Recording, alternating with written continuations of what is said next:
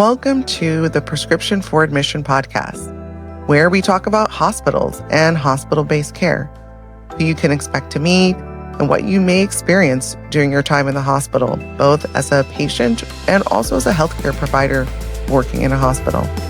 My name is Dr. Monique Nugent. I am a practicing hospitalist and also the author of Prescription for Admission, the book, where I talk about many of the same topics. Thank you for joining me and enjoy the show.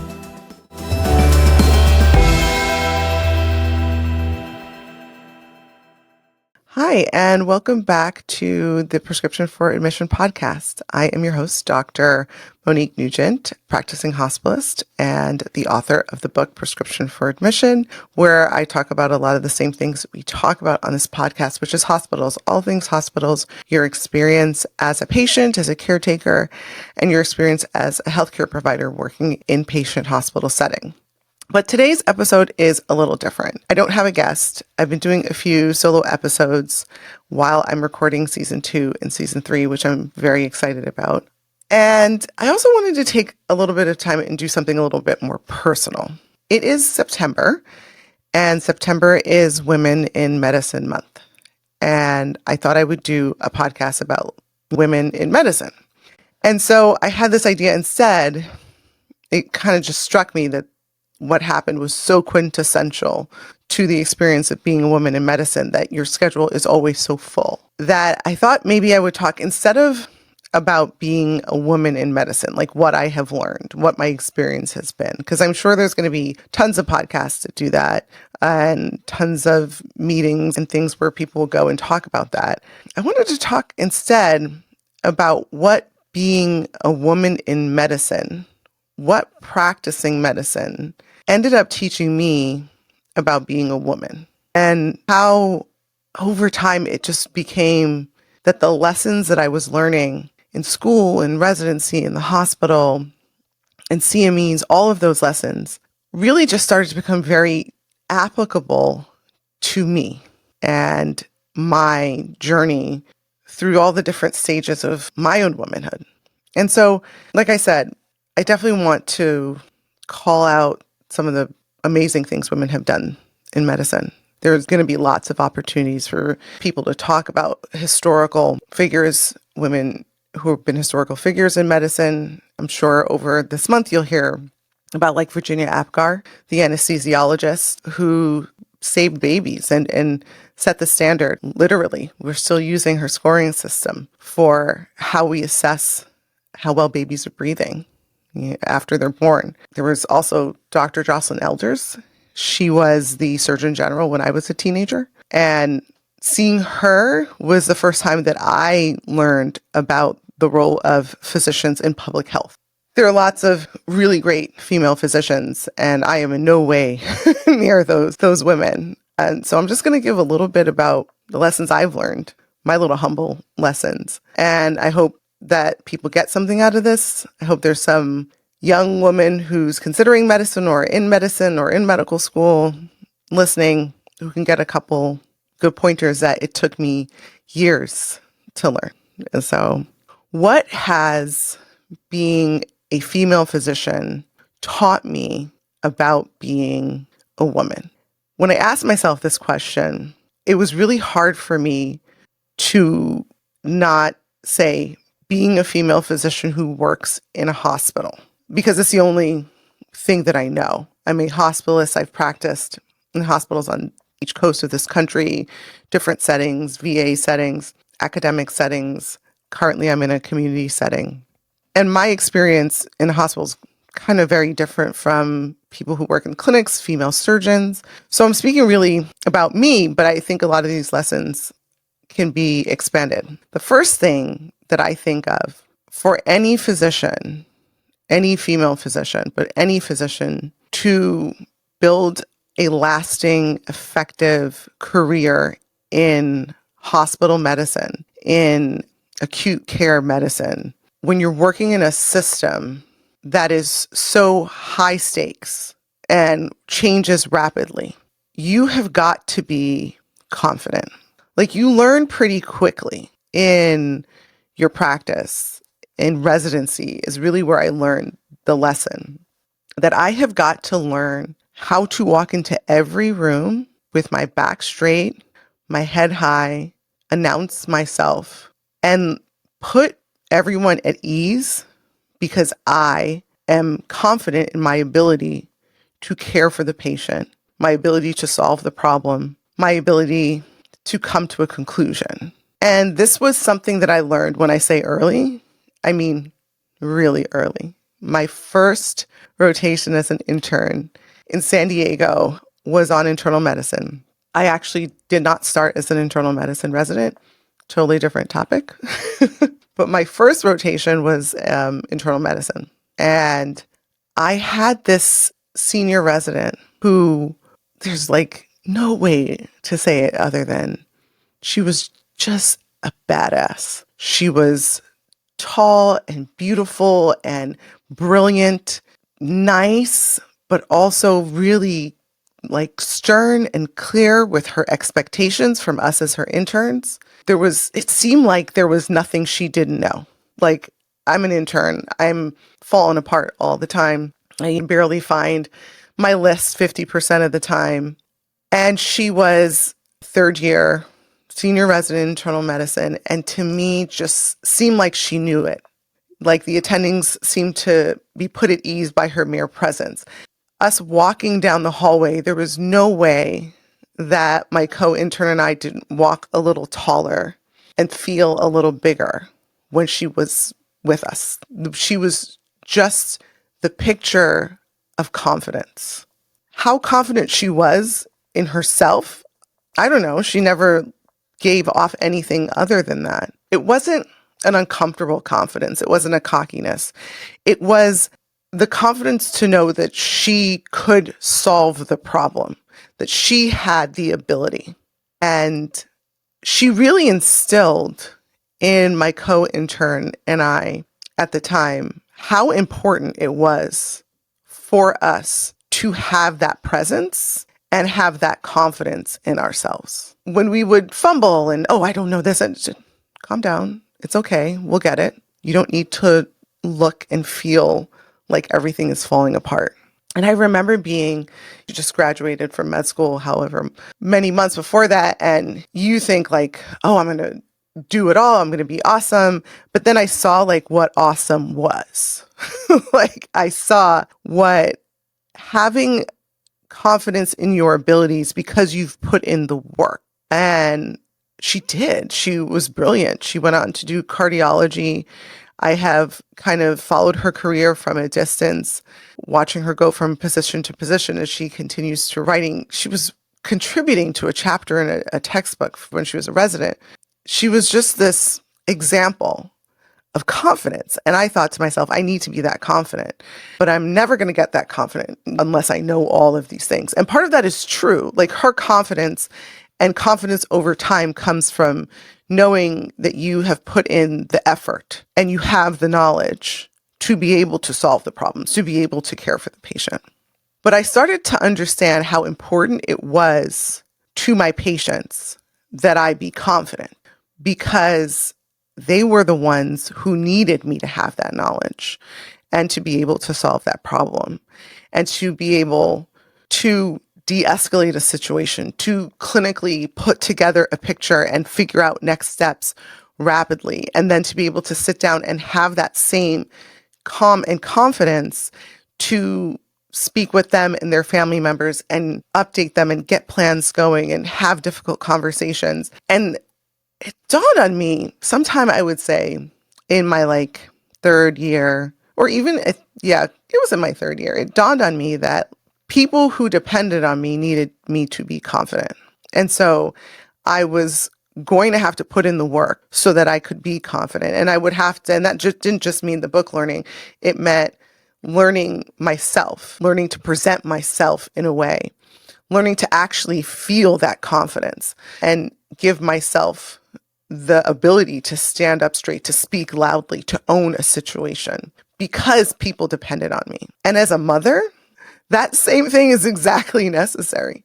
I now have children who depend on me to be confident to solve their problems, to care for them, to be their advocate, not just in a medical sphere. I know I talk about medical spheres with the pediatricians who are on here, but speaking to their teachers, helping them to get confident in themselves. My kids need me to be confident, and everyone else who I take care of in some way needs me to be confident, and I need me to be confident because I need me to take charge and feel good that I can make a plan and solve my problems and move myself forward. And as I've grown, I've really learned that as a woman, to navigate this world, you've got to have confidence. The world will eat you up. Things will pass you by. People will step on you, think less of you, try to sabotage you, all of those things. If people see that you're not confident and they feel that they can take advantage of you, they will. The world will. And so my confidence is something that I work on continuously. Like, this was not easy for me. I've been on a ton of podcasts before, wrote a book, wrote articles, and all I wanted to do was launch my own podcast, put myself out there a little more. And it was so hard. It was so hard. The idea of me being the main person, me being responsible for producing this, for recruiting people, making everything, and then thinking that people would want to tune in to hear me talk about hospitals over and over and over again. It was really not easy. I batted this idea around for maybe about 18 months. And I think it really was that I just wasn't confident in presenting myself, this version of myself. And it has been a ton of fun. I've really, really enjoyed this. I've really enjoyed people's responses to it. And the need is out there, and people have shown me that they are listening and that they are getting information. And that's what I wanted, is that this is all that I've wanted for my work outside of the hospital, is to teach people how to navigate this space and to give information, good information. And I just didn't have the confidence to do this version of it for a while. And it took a while to build myself up, but I'm here talking to you by myself. So I'd say that's one of the biggest lessons that I have learned about being a woman, through being a woman in medicine, is that you have to have your confidence. You've got to build yourself up, stand tall, back straight, head high, because the people who depend on you depend on your confidence, including yourself. You'll never grow.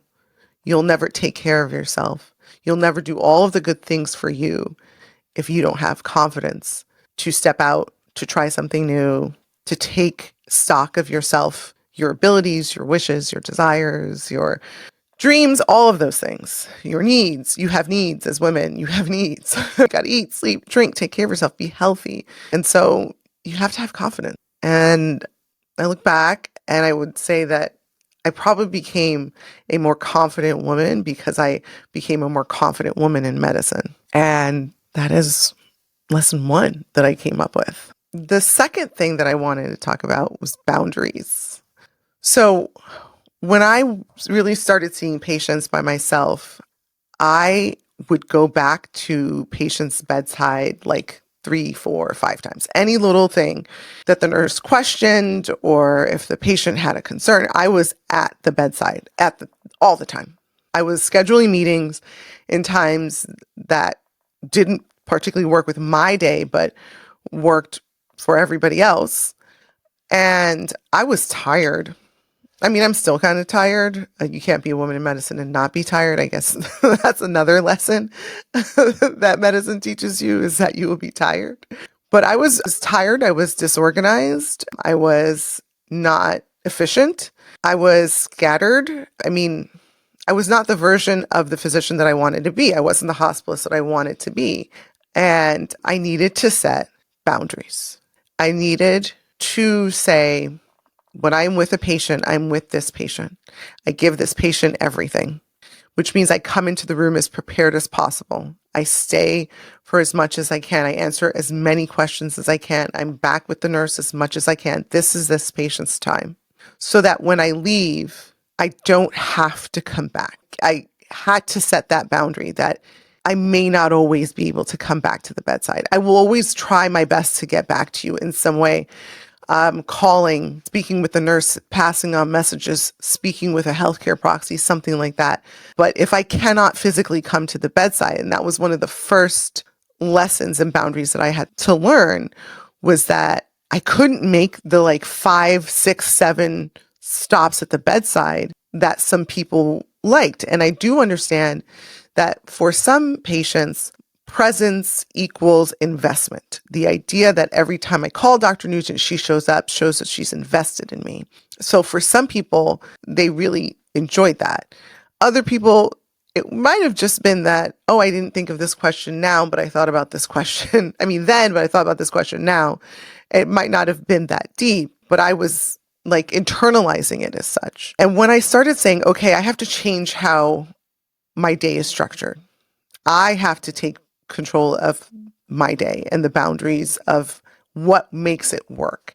And when I'm going to have meetings for the times that work for me and my day, how I'm going to structure which patients I see when, not just simply because this one called a bunch and this one yelled. When I started to figure out that the only way I was going to be an efficient, effective hospitalist was if I drew boundaries around my ability to care for patients and work and time, everything changed. Everything really did change. How efficient I was changed significantly. And I've come back to reassessing that over and over and changing how I work to become more efficient, but also putting in different boundaries. So like now I really don't bring work home. It is very rare, I would say. But if you had asked me this question, how often do you bring work home, like 2 years ago, it would have been a totally different answer. I had to learn how to separate myself and my time in different phases. And bringing that lesson outside of the hospital has been a game changer as well. To say to friends and family, this is my time. This is the time that I have, and this is what I have to fill it with, and how I'm going to fill it. I choose how I'm going to fill it, including how much time I can give to each and everything, which sometimes is 0. Like sometimes the answer is no, I cannot be at that event. Whereas before I would say I tried to be everywhere and do everything all the time, and learning to really husband the resource of my time and myself through clear boundaries of that time has been a lesson that I've taken from medicine into my personal world. And I know that it is something that has been a big savior for me in my life. Because as you get older, like the people who depend on you become more. It's not you were in your 20s, it was just you. Then you may have a partner, then it's 2 of you. If you grow your family, then you have some kids, and then your parents might need you, and then like maybe a grandaunt or uncle who doesn't have the ability to care for themselves may need you to help navigate things, and your friends, you want to be there for their life is changing and all of those things. And so to be as present as I can for everybody when I need to be, I had to learn how to draw boundaries and how to say no and how to structure my day and structure my time. And taking that lesson out of the hospital and bringing it into my world to say, I can't run every time you call my name. I can't. When I'm with you, I'm with you. When I'm doing something, I'm doing something. But when I have something else to be, when I have somewhere else to be, I'm going to give my full resources there. And sometimes that means limiting things and saying no. And I think that's like a really hard lesson for women to learn, especially this woman. Learning to say no doesn't come naturally. I want to say yes. I want to help people out. I want to always be around. And I've had to learn that is just a recipe for burnout. Burnout doesn't just happen in your career, it happens in your personal life.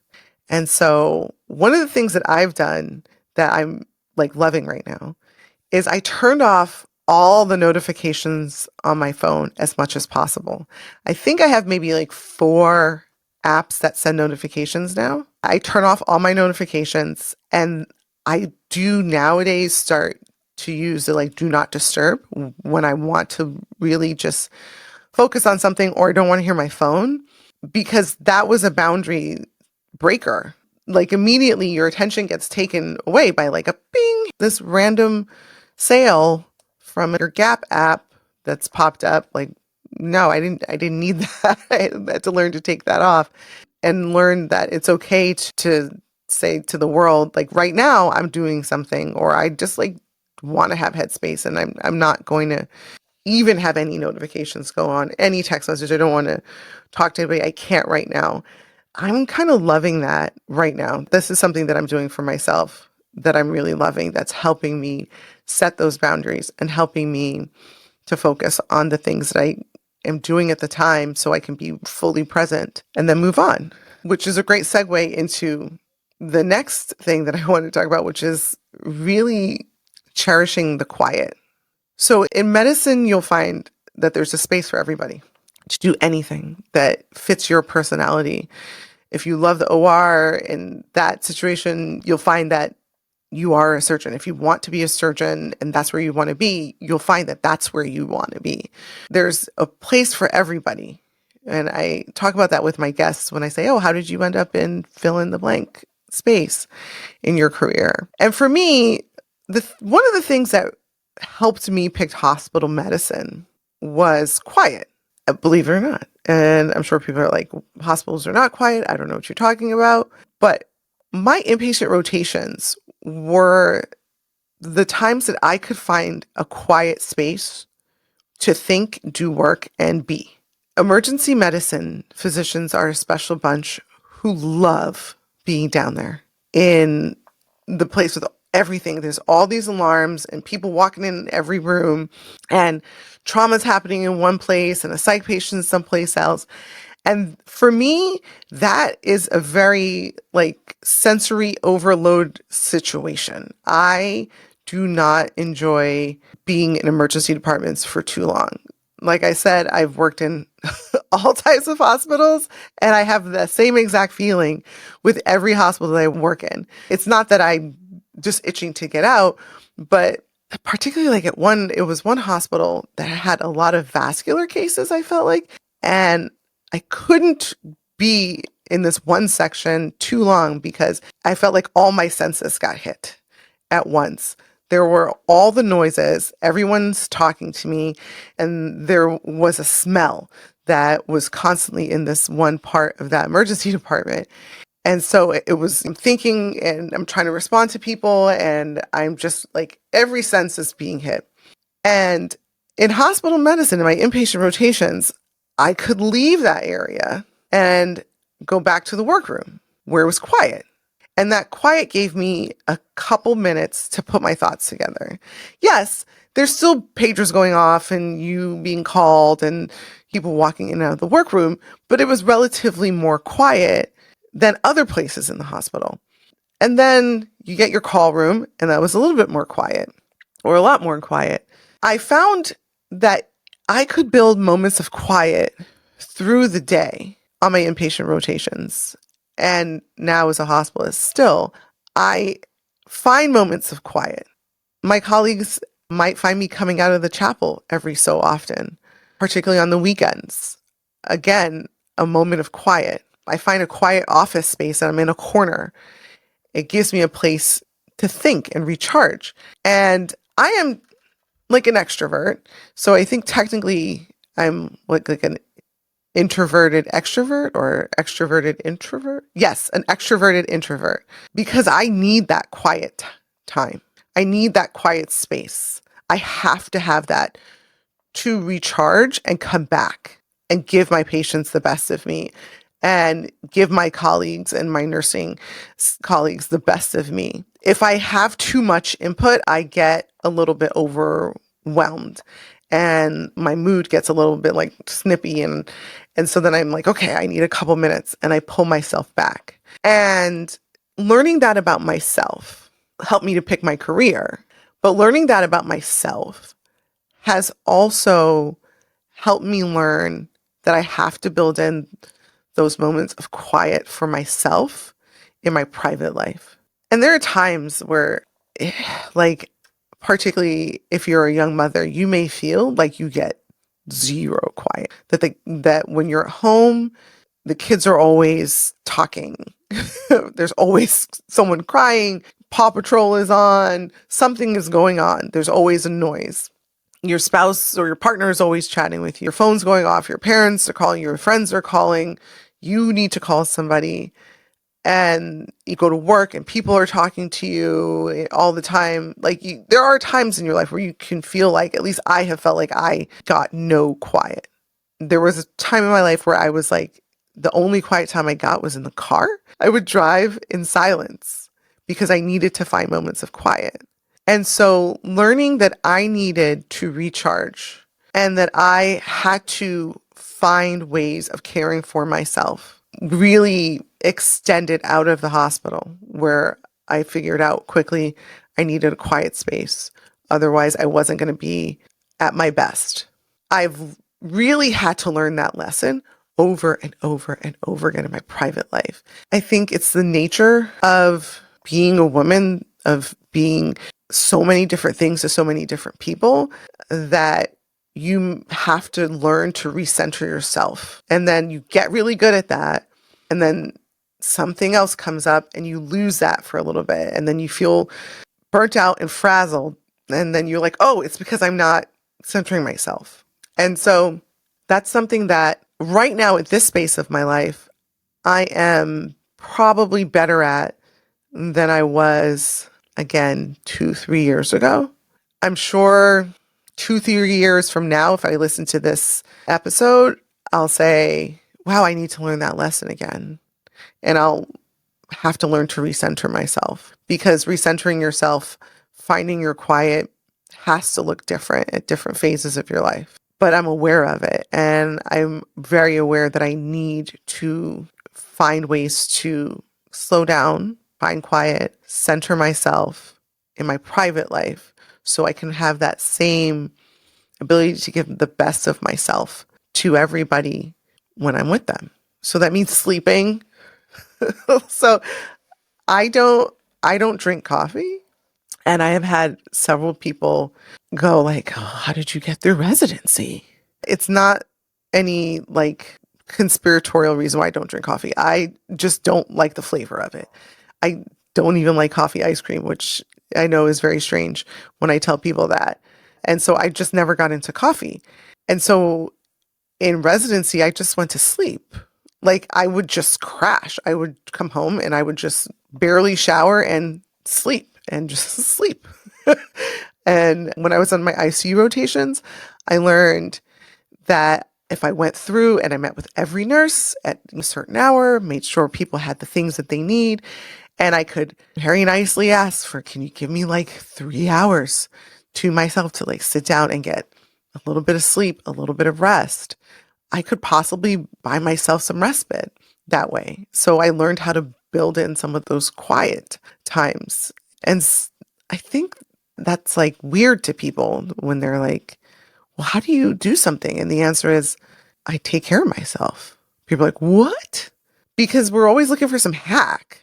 There's always some supplement. There's always some better way to do things, when sometimes the answer is do the thing your body needs, do the thing your spirit needs, right? If your body needs sleep, water, and sunshine, do that. And learning that lesson over and over again, that I have to center myself. I have to find the quiet.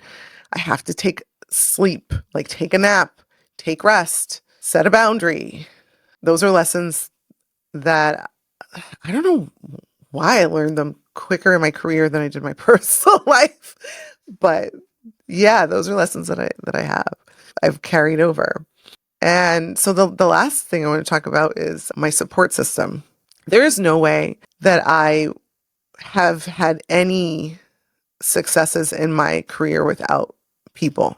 My parents, particularly my mother, supported me through all points of my education. A lot of who I am in medicine is a direct reflection of who she is. My mother is a retired critical care nurse. And how I think about patients, a lot of that comes from hearing her talk about her career over the years and how she interacted with people and the lessons that she learned. There's no way I got through medical school without my friends.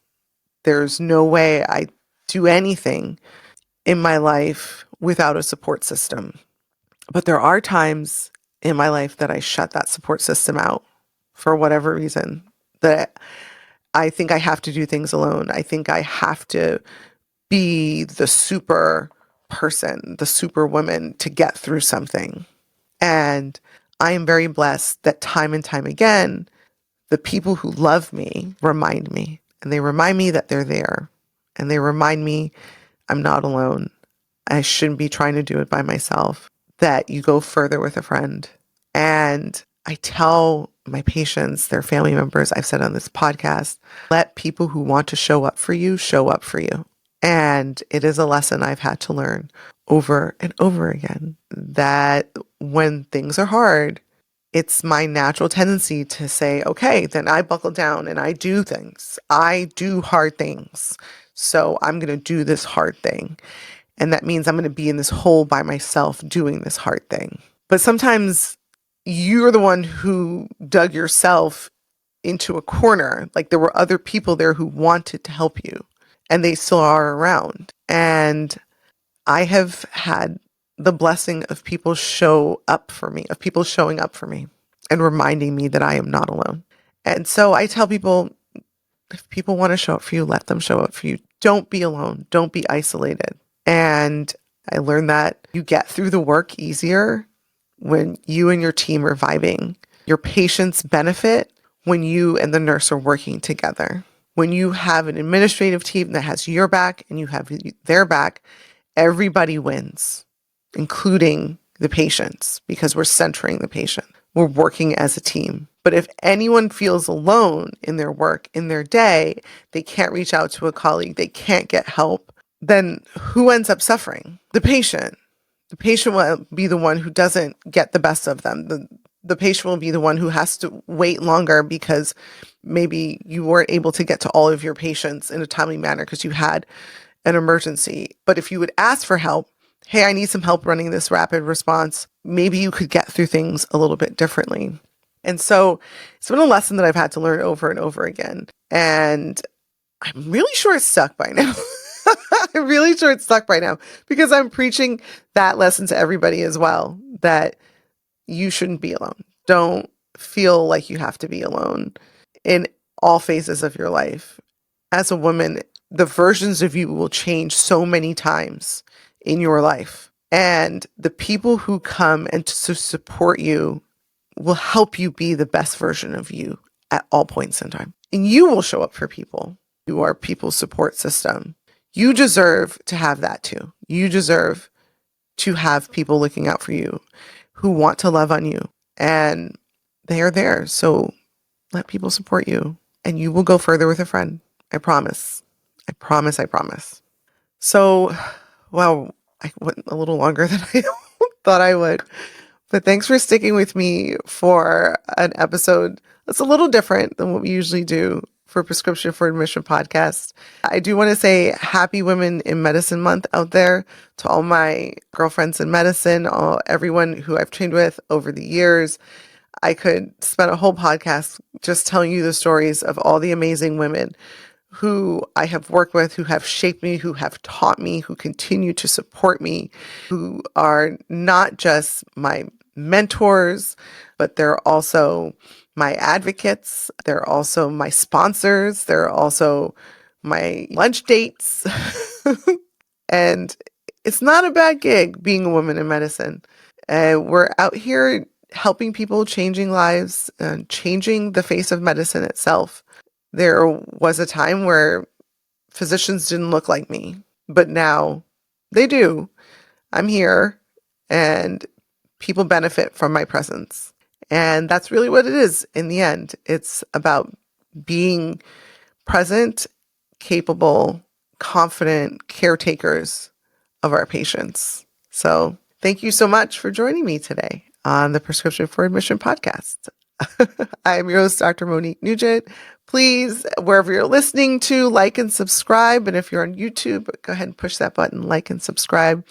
You can find me on my website, Dr. Monique Nugent. That's drmoniquenugent.com, where you can find lots of information about me, including this podcast, other podcasts I've been on, the book, articles, blogs, all of that stuff where I talk about hospitals and hospital-based care and the experience of being a healthcare provider in hospitals. So join us for another episode for the Prescription for Admission podcast.